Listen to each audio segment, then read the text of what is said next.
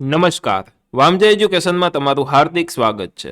આજના વિડીયોમાં આજના લેક્ચરમાં આજના ટોપિકમાં આપણે ધોરણ 10 વિષય હિન્દીનું એકમ નંબર 12 છે એક નઈ શરૂઆત। તેમના આપણે સ્વાધ્યાયના પ્રશ્નો જવાબ સરળ સમજૂતી સાથે એકદમ વ્યવસ્થિત રીતના જોવાના છીએ। ચાલુ કરતા પહેલા જો તમે આ ચેનલને સબસ્ક્રાઇબ ના કરી હોય તો સબસ્ક્રાઇબ કરીને બેલ આઇકન દબાવો, વિડીયોને લાઇક કરો તથા આ વિડીયોને તમારા મિત્રો પરિવાર દોસ્તો સાથે ચોક્કસથી શેર કરો। ચાલો સરસ મજાના વિડીયોની શરૂઆત કરીએ। મિત્રો, આપણું ટેલિગ્રામમાં વામજા એજ્યુકેશન નામનું ગ્રુપ છે, એકદમ ફ્રી છે, તેમાં જોઈન થાવ। ડિસ્ક્રિપ્શનમાં લિંક આપેલી છે, ચોક્કસથી જોઈન થાવ। તેમની અંદર આપણી પીડીએફ મટીરિયલ હોય તથા વિડીયોઝની લિંક હોય તેવી વસ્તુ તેમાં મૂકવામાં આવે છે, તો ચોક્કસ જોઈન થાવ તથા તમારા ધોરણના કોર્સ ખરીદવા માટે પ્લે સ્ટોરમાંથી વામજા एजुकेशन एप्लीकेशन डाउनलोड करो। क्वेश्चन नंबर 1, निम्नलिखित प्रश्नों के नीचे दिए गए विकल्पों में से सही विकल्प चुनकर उत्तर लिखिए। परमाणु में क्या नहीं होता? अणु, इलेक्ट्रॉन, प्रोटॉन के न्यूट्रॉन? तो कि परमाणु में अणु नहीं होते। माधवन कौन थे? साहित्यकार, राजनेता, वैज्ञानिक के अभिनेता? तो के वैज्ञानिक थे। कौन थे? तो के वैज्ञानिक थे। प्रोफेसर रामिश का ड्रीम प्रोजेक्ट क्या था? दवाइयां बनाना, कैंसर का टीका ठूठना, मानव प्रक्षेपण यंत्र बनाना कि कृत्रिम मनुष्य बनाना? तो कि मानव प्रक्षेपण यंत्र बनाना। निम्नलिखित प्रश्नों के एक एक वाक्य में उत्तर लिखिए। एक नई शुरुआत के दोनों वैज्ञानिकों के नाम दीजिए। बे वैज्ञानिकों से आमा ते बन्नेना नाम आपवाना छे। एक नई शुरुआत के दोनों वैज्ञानिकों के नाम है, पहलू प्रोफेसर रामिश तथा बीजू प्रोफेसर माधवन। मानव प्रक्षेपण यंत्र किससे कहते हैं? मानव प्रक्षेपण यंत्र ऐसा यंत्र होता है जिसमें एक व्यक्ति को एक स्थान से दूसरे स्थान पर भेजा जा सके। एवं एक यंत्र होय के जेमा एक व्यक्ति ने एक जग्याएथी बीजी जग्याए लई जई शकाय। त्रीजू, प्रोफेसर माधवन को पसीना क्यों आ गया? प्रोफेसर माधवन को पावर सप्लाई बॉक्स से उठे धुएं को देखकर पसीना आ गया। के पावर सप्लाई बॉक्स हतुं तेमांथी धुवाड़ा निकळ्या अने धुवाड़ाने जोईने परसेवो आवी गयो। प्रश्न नंबर 3, निम्नलिखित प्रश्नों के उत्तर 2-3 वाक्यों में लिखिए। 2-3 वाक्यों में आपणे लखवाना छे, थोड़ाक मोटा छे प्रश्नों जवाब जोईए। प्रोफेसर रमेश के प्रयोग का उद्देश्य स्पष्ट कीजिए। तो चालो आपणे स्पष्ट करिए। प्रोफेसर रामिश के प्रयोग का उद्देश्य यह सिद्ध करना था कि मानव शरीर को तरंगों में बदलकर एक जगह से दूसरी जगह पर भेजा जा सके। शुं हतुं? तो के एवी वस्तु सिद्ध करवानुं हतुं के मानव शरीर छे एना तरंगो ने बदली अने एक जग्याएथी बीजी जग्याए लई जई शकाय। परमाणु विघटन और संगठन के बारे में बताइए।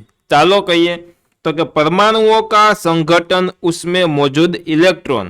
શું પરમાણુનું જે સંગઠન છે એ એની અંદર મौजूद એટલે કે એમની અંદર રહેલા જે ઇલેક્ટ્રોન છે, પ્રોટોન છે અને ન્यूट्रॉन के कारण होता है। કેની અંદર?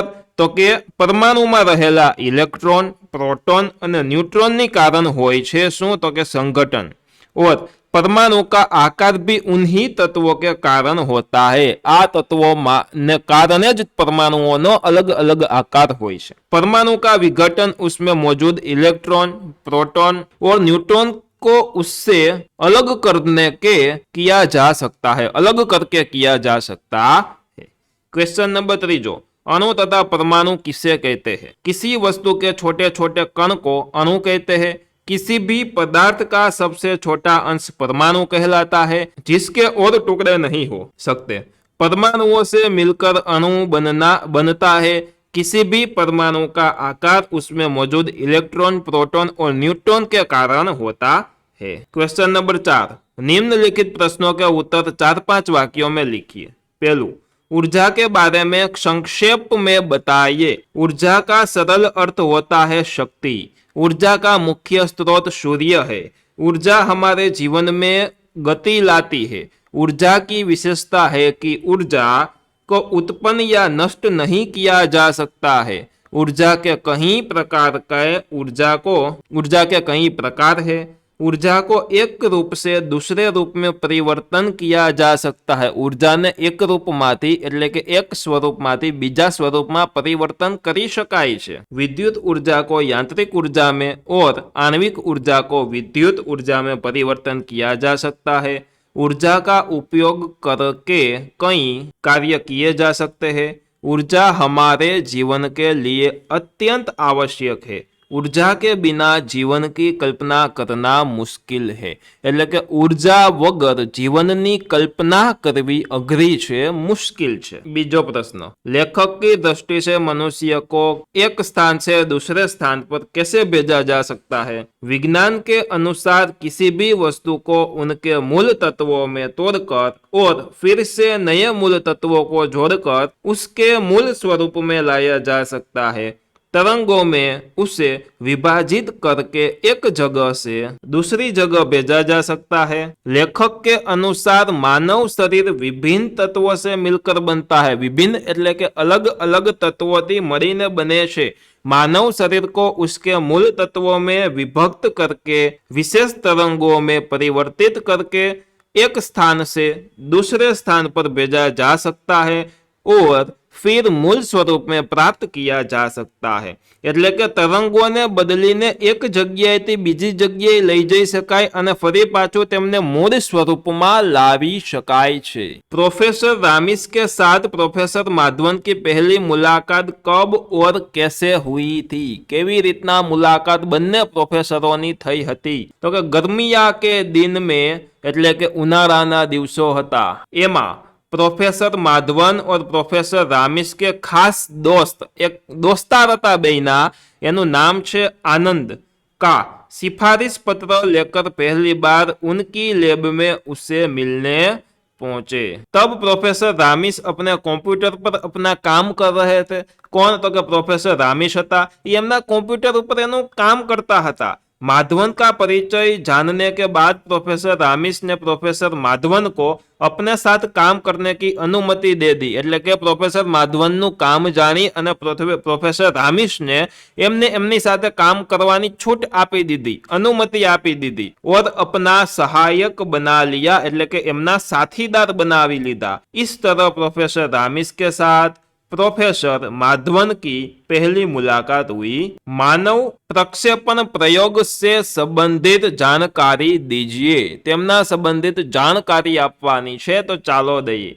प्रोफेसर रामिस का मानव प्रक्षेपण प्रयोग एक महत्वपूर्ण प्रयोग था। एक महत्वपूर्ण प्रयोग हतो। मानव इतिहास में पहली बार ऐसा होने जा रहा था। इस प्रयोग के द्वारा प्रोफेसर रामिस यह साबित करना चाहते थे कि आ प्रयोग द्वारा प्रोफेसर रामिस से ते एवं कंईक साबित करवा मांगता हता कि जैसे कोई वस्तु के तरंगों में बदलकर एक जगह से दूसरी जगह भेजा जा सकता है।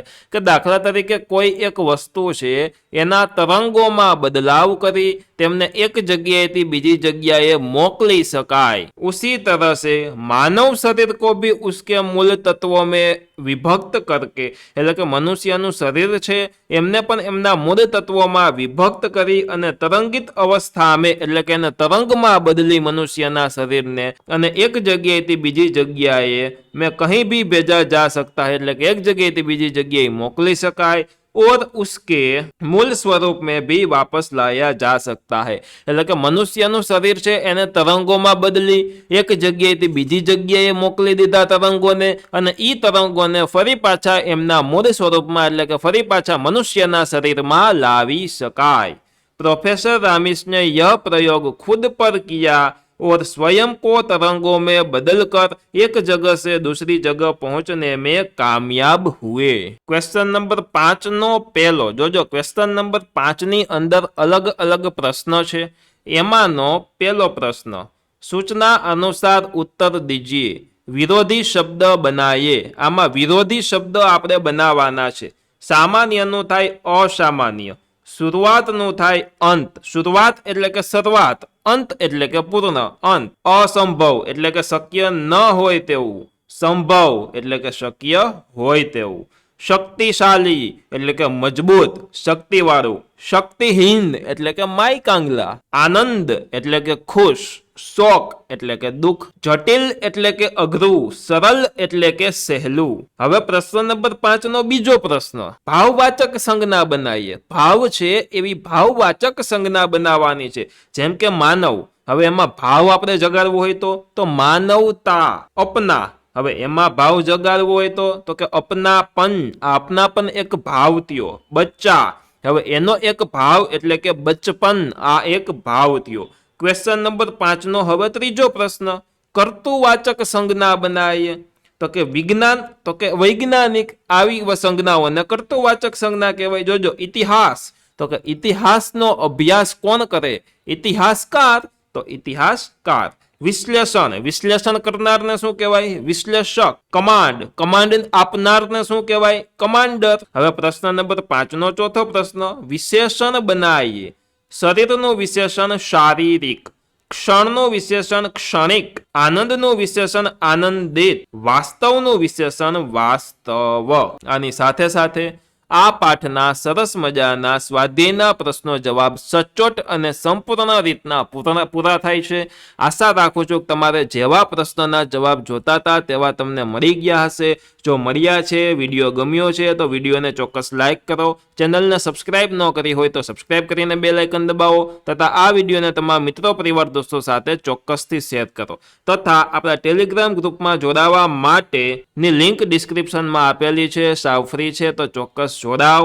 તથા આપણા અલગ અલગ કોર્સ છે વામજા એજ્યુકેશનના, તો તમારા ધોરણનો કોર્સ ખરીદવા માટે પ્લે સ્ટોરમાંથી વામજા એજ્યુકેશન એપ્લિકેશન ચોક્કસ ડાઉનલોડ કરો.